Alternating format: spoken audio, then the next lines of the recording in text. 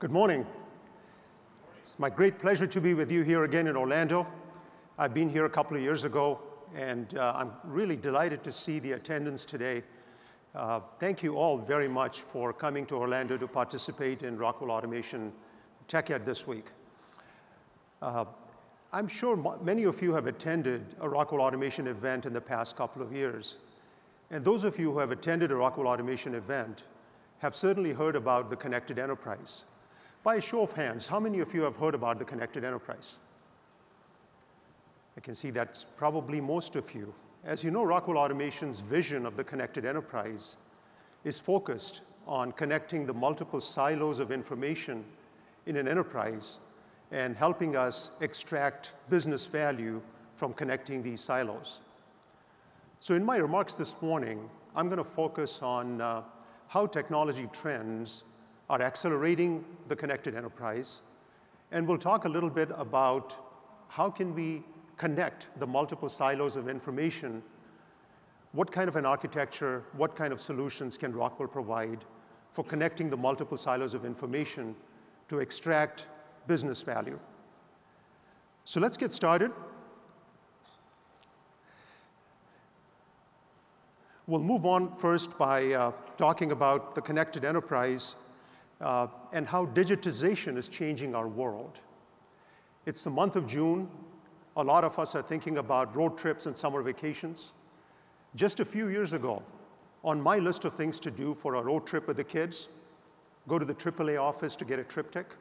Remember triptychs? Stop by the local store to pick up some film, grab a few videos from Blockbuster, stand by the fax machine for the final itinerary to come from the travel agent. Well, guess what? We don't do this anymore today, right? We use Google Maps. We use Waze for navigation. We all have digital cameras. The kids are most probably going to watch something on Netflix. And fax machines are pretty much replaced by electronic communications. So the impact of digitization on our personal lives has been huge. And there's a similar impact of digitization on industrial automation.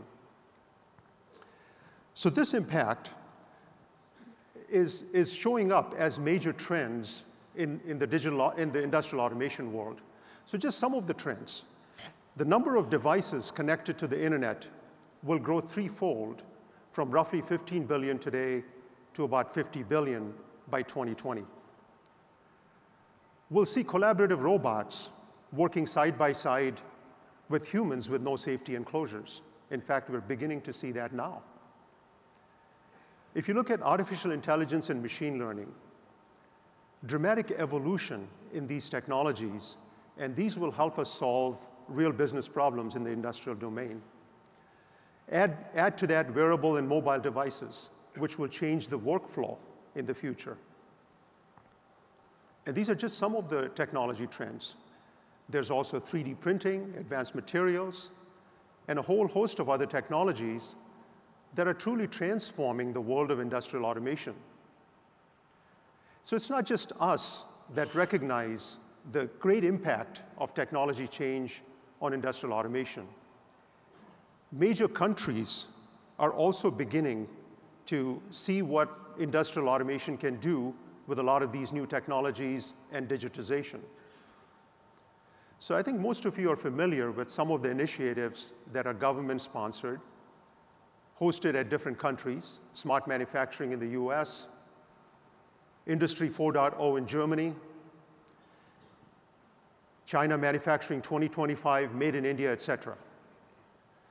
Well, from a Rockwell Automation perspective, we believe this is exciting because all of this investment in advancing manufacturing technologies is going to result in something good for industrial automation.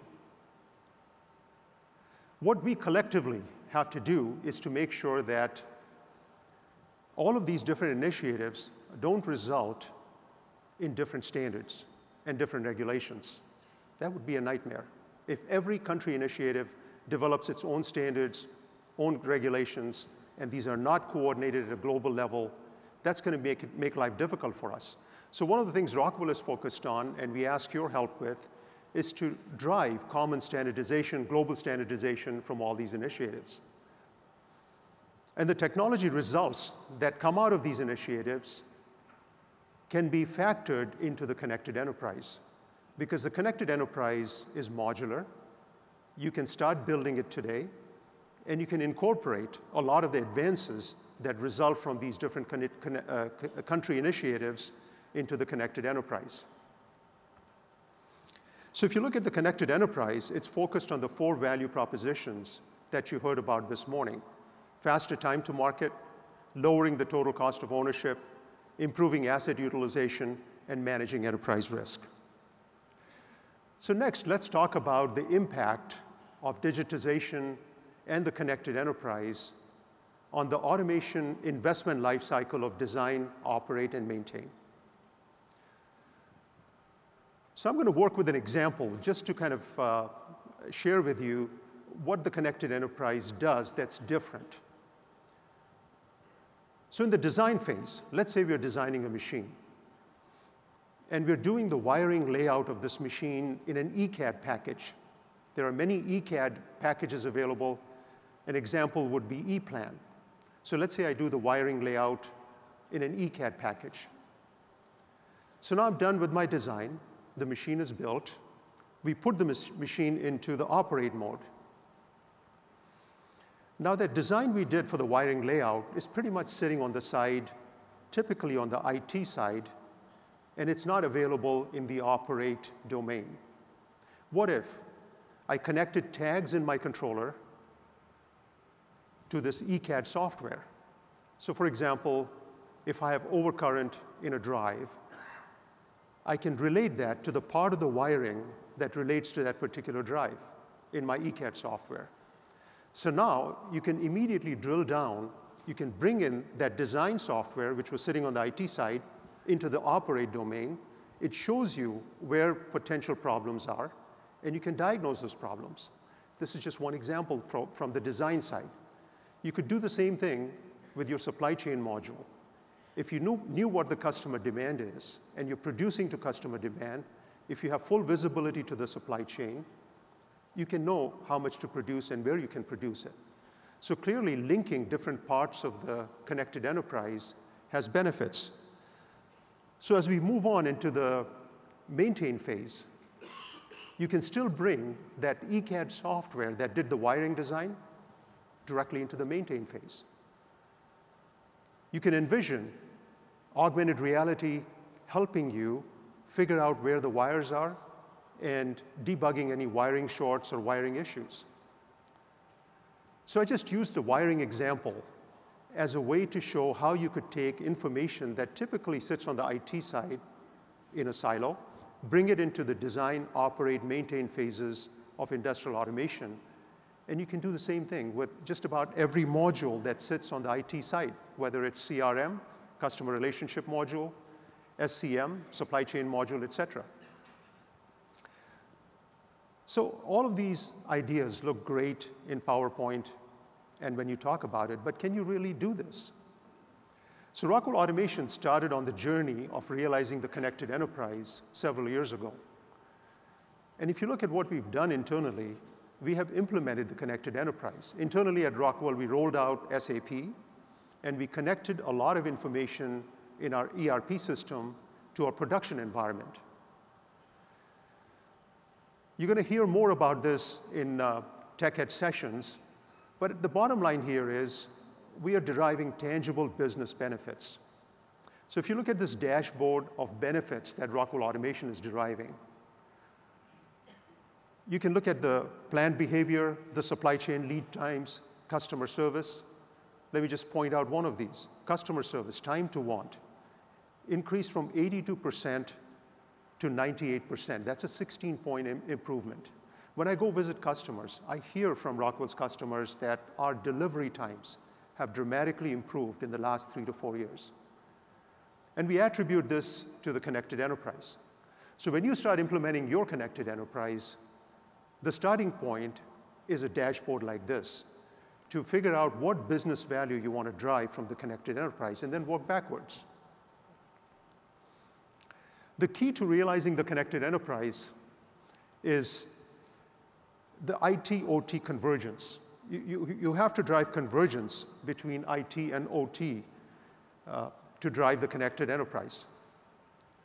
So to summarize what the benefits of IT-OT convergence are, when you take all of the different modules on the IT side and bring them in to the design, operate, maintain phases in the OT side, the workflow gets transformed dramatically. We walked through one workflow example, which is the wiring example. There are many other such examples in the connected enterprise. At the Rockwell Automation Connected Enterprise implementation, we have had over 200 customers visit our plants just to look at how we've integrated different pieces of information and converged IT and OT. So next, I'm going to talk about how Rockwell Automation is going to help us realize the connected enterprise. The key ideas here are pretty simple. At the core of the protractor chart are smart assets. A smart asset could be a device, it could be a drive, it could be a sensor, it could be a machine. And these smart assets, when you connect them over a secure network, a standard Ethernet network, and you have multidiscipline control in that environment, this is kind of where we are today. We have assets that are connected over a network in industrial automation, and these assets now are controlled by a multidiscipline control system. So clearly, these assets are generating a lot of data. We want not only take data from these assets, but we also want to capture data from the other parts of the enterprise, bring it all together to drive automation productivity. How do we do that? And that's where the other parts of the protractor chart come in. In order to do that, you need scalable computing. You need scalable computing in the architecture all the way from device level in the controller, in a server on the plant floor, and the cloud. We need information management. We need to manage all the data. We need to manage how we transform this data. So information management and analytics is another major area. And then you need mobility and visualization. We're seeing more and more mobility show up in the automation environment. So obviously that needs to be supported.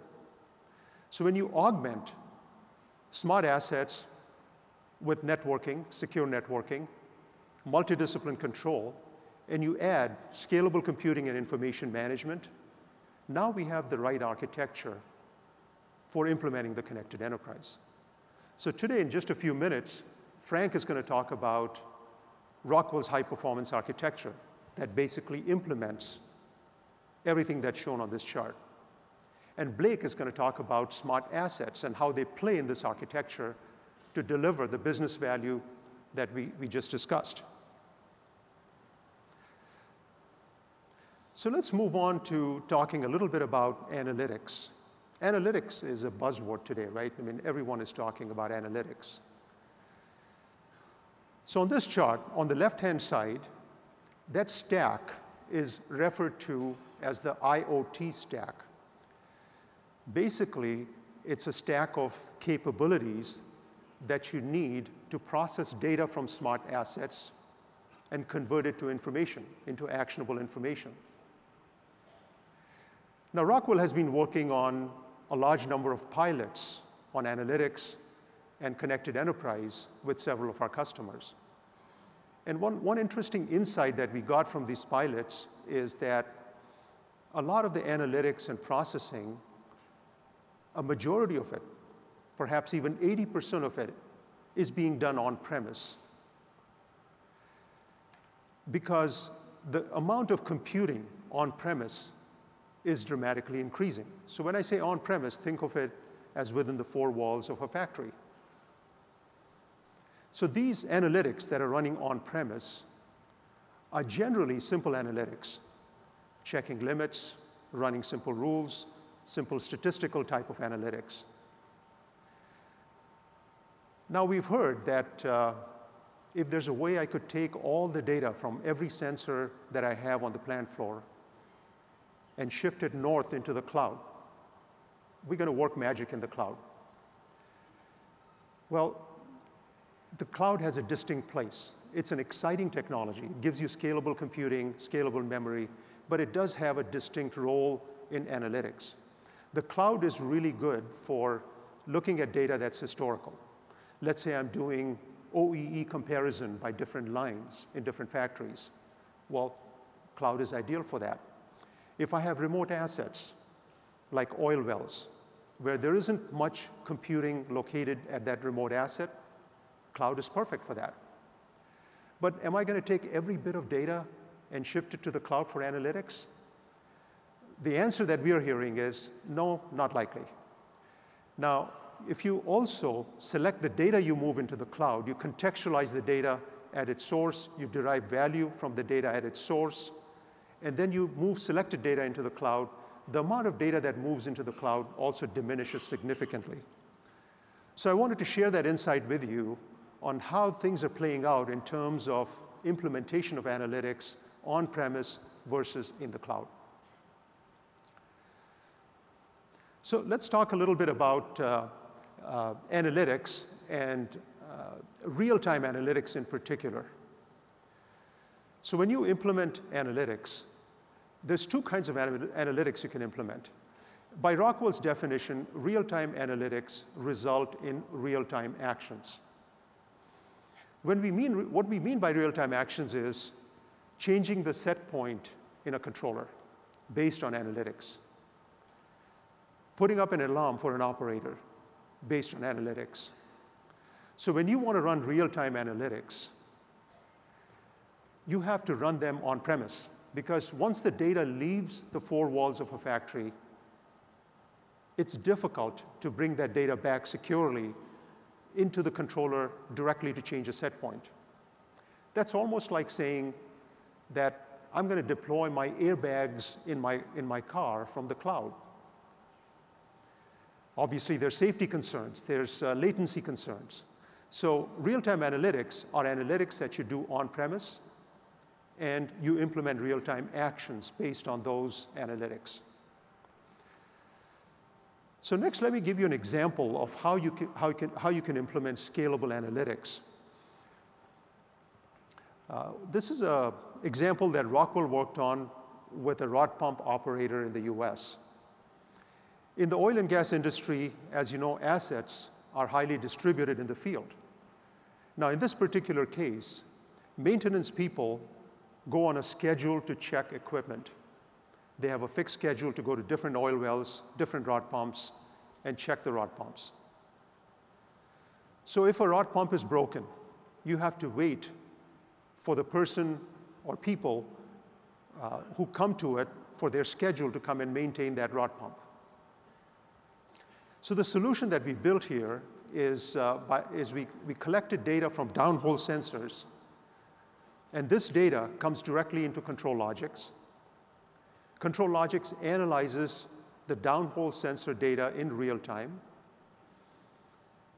It's trying to optimize the pumping operation in real time by using real-time analytics. We also move selected data into the cloud. The cloud data is utilized for optimizing multi-pump operations. So when you look at the performance of multiple pumps and you want to maintain the reservoir levels, you can run algorithms in the cloud, complex simulations on how much to pump out across multiple oil wells.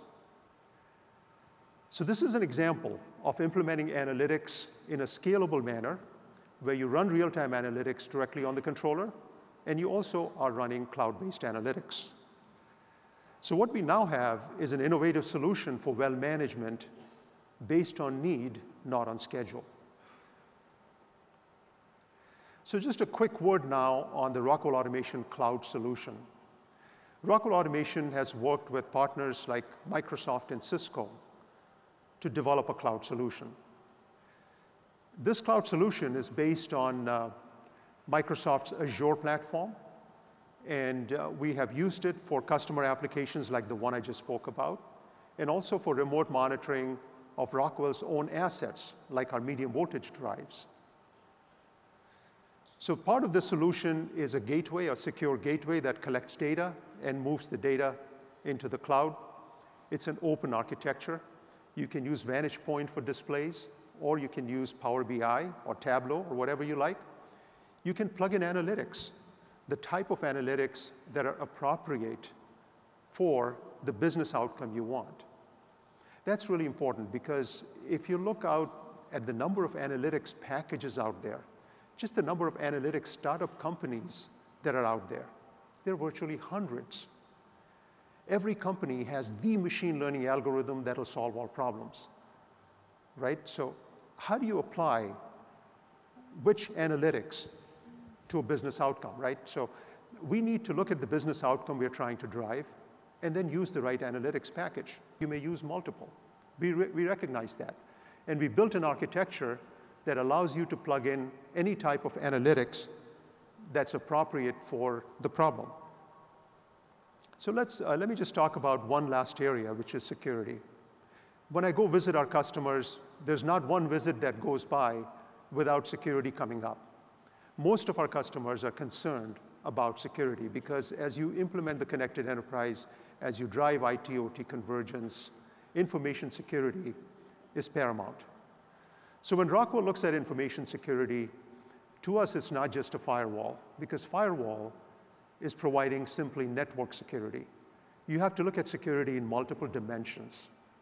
When we look at security, we look at authentication, we look at content protection, we look at robustness, we look at secure network infrastructure, and tamper detection. So these are some of the dimensions of security. You'll hear more about this at TechEd. I'm not going to dive into these areas, but you'll hear more about this in sessions at TechEd. So to wrap up, we believe that innovation is the foundation for the connected enterprise. Today, the connected enterprise is modular and secure. In the near future, it's going to become predictive and optimized. So as we drive more convergence of data from multiple silos, we talked about examples of how we can put in more predictive behavior into the connected enterprise. It'll become predictive and optimized. Long term, we want the connected enterprise to be self-adaptive and self-healing. So that concludes my part of the presentation this morning.